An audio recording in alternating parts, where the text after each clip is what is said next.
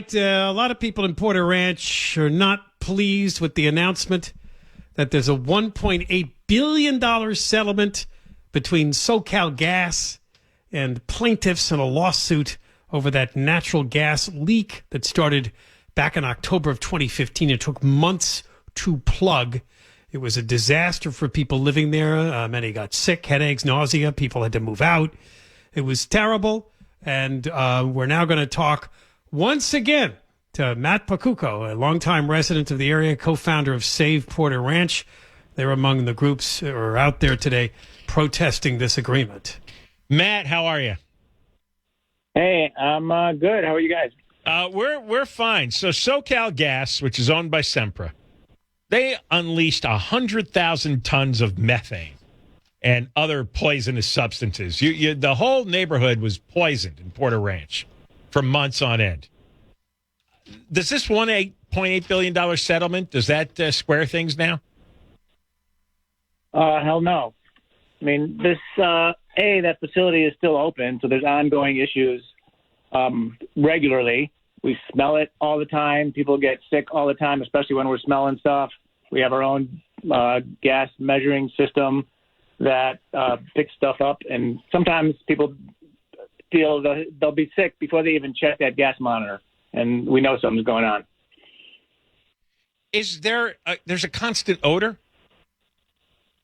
Well, it comes and goes. It depends on what's going on at that facility. Usually, though, it's late at night when nobody's around, right? What keeps people from moving out, though? Because it's now been 6 years. Well, for us, it's financial. It's very hard to, I got my business is tied up into my house. It also puts me out of business, at least temporarily for a good long time. But a lot of people, it's too. Have to dump that. All right, when this $1.8 billion, how's this divided up? How much are the attorneys getting? Do you know? Well, the attorneys have their percentage. I can't say, but it's typical attorney percentage, maybe a little lower because of the size of the case. But I mean, they got hundreds of millions of dollars for this, right? Those get a good chunk. I really don't know how it's going to be divided up yet. The attorneys get their share, but to divvy it up, that's the part we don't know. So this thing is not settled yet. So you don't know. You don't know how much you're going to get. I mean, are you a plaintiff, Matt? Yeah, I'm a plaintiff.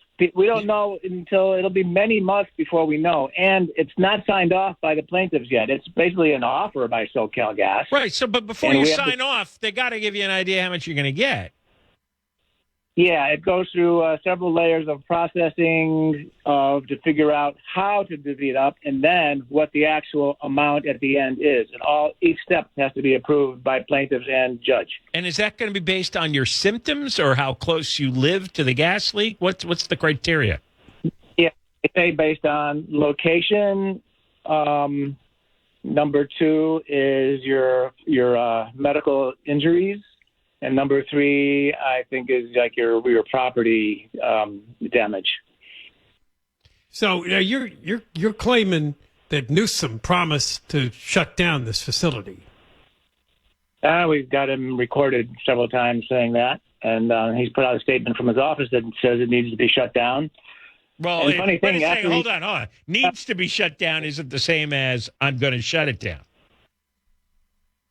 He's ordered the CPUC to expedite shutting it down. But right after that, he increased the same CPUC that he is in charge of. He appoints a commissioner. Same CPUC increased usage by 2,000% as soon as he came into office. You know the corruption here, right? I mean, it's 100,000 tons of methane and other pollutants. It's all greenhouse gases, right? And Jerry Brown, who was governor at the time, and his whole latter part of his political career he devoted to screaming about greenhouse gases. He did nothing and said next to nothing about this natural gas leak. And his sister was on the board of Sempra, the parent company. Yep. So I think it's pretty clear that nobody connected to Jerry Brown or that whole political wing is going to do anything about it. Yeah, and Gavin's family goes back into oil and gas, way back too. And it's more than greenhouse gases, like you said in the beginning. It's all sorts of carcinogens and toxic stuff. Benzene. And stuff we don't know because SoCalGas won't disclose it, and L.A. County supervisors will not subpoena. They absolutely refuse to subpoena a list of the chemicals. Right. Mind-blowing. So which means it's really bad stuff, and they don't want it publicized because it'll cause a big ruckus and even more lawsuits. And secondly, everybody's bought off. The L.A. County supervisors, Newsom, his wife, Jerry Brown's sister, they're all bought off. There's something behind the scenes that's got to be going on because so much of this does not make any common sense, scientific sense, medical sense. So what's really going on? Well, so what have you heard about the move to close the gas field? Are they doing anything at PUC? Oh yeah, there's three different things going on. The thing that started in 2016, the law was passed where CPUC has to look at how and if they can close it, and that's been ongoing for years now. Of course. But they're also inside of that proceeding, they're trying to increase usage of it. So they're like contradicting themselves. There's a second proceeding with them that's looking at the actual safety culture of SoCalGas, the company, because the Blade report, which is the root cause analysis, found so many problems, 60 leaks, 2 other blowouts going back 40 years, unreported at that facility. So CPUC started a new proceeding just looking at their safety. But isn't this pretty clear they're never going to do anything about it? They just have proceedings and procedures and programs and statements and investigations, but it all spins around in a circle. They're not actually going to close the place. SoCalGas that pays too much money to all of them. There's always that fear, but we have managed to keep it shut down. They've tried to crank up the usage of it several times over the past years, and they've creeped it up, but they're really trying hard to switch, even during the proceeding, put it back to full use. But we keep coming to their meetings, and I think it's us that's keeping that thing knocked down. Why are they afraid of you? Well, I think you can make a lot of noise at the meetings, but what else can you do if they want to get back in business? What's going to stop them? Well, in the long run, the money is going to talk here. I'm afraid, but we can keep them at bay for a long enough time. So I think what's going to happen, that place is going to put itself out because they're going to have another disaster up there. It's just a ticking time bomb. And you really don't want to get out before that happens? I'm working on it. Believe me.